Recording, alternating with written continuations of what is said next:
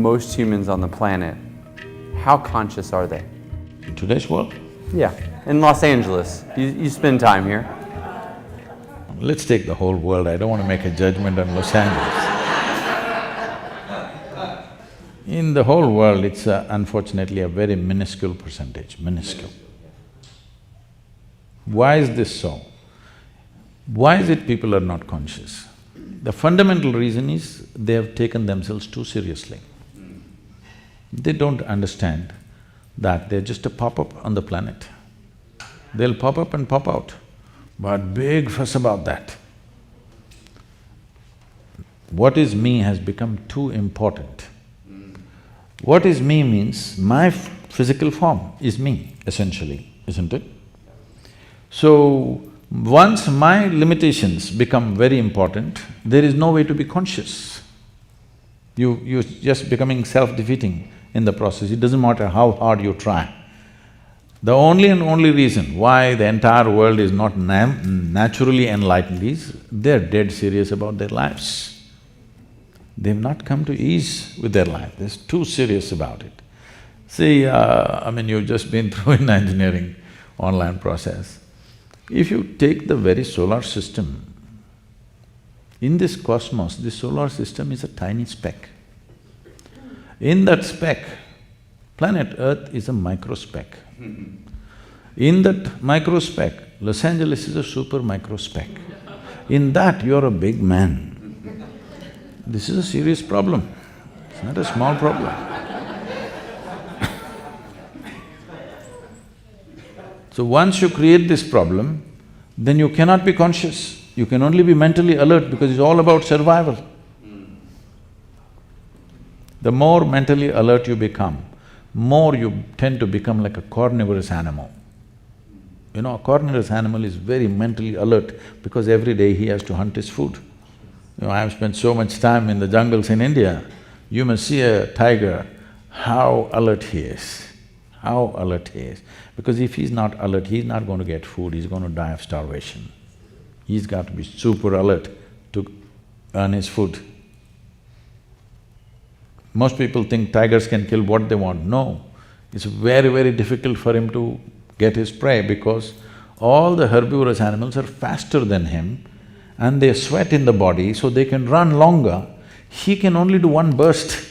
In that burst, he must catch, otherwise he gets hot, his body gets too hot, he cannot go. He just sits there helplessly because his body gets overheated. You must watch this whole game, how it goes on, how frustrated he is that he can't get his food. He knows his energy levels are going down and as time passes by, he will become more incapable of getting his food. You should see the anxiety on his face. So he is super alert. This is the nature of a carnivorous animal. Once your alertness, mental alertness goes that way, you become like a predator, always looking what you can get, what you can get, what you can get. It may be in whatever levels of life that people are involved in, but all the time they're trying to grab something because mental alertness creates that. I'm not saying you should not be alert, but if you're conscious and alert, then it works in a different way. But if you just ramp up your mental alertness, you will become like a hunter all the time, waiting, crouching for something. And if I heard you correctly, many people who are pursuing consciousness end up just becoming more mentally alert. And so, how does one strive to have more consciousness, but if it's not something you can work at or work towards, what is the path? See, the very question when you say to pursue consciousness, how will you pursue consciousness? Or I guess a higher consciousness. In which direction will you pursue? I think in… Because you are consciousness, isn't it? Where is the need to pursue this? See, we can pursue certain levels of competence in the world. See, we can pursue a skill, we can pursue certain levels of competence in the world which will make us a little better with whatever we are doing. But you cannot pursue consciousness.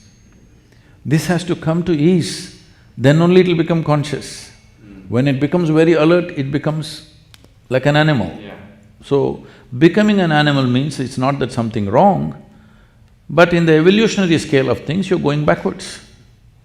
See, the most significant aspect of being human is this, that you can determine the nature, the scope and the pace of your evolution, unlike any other creature.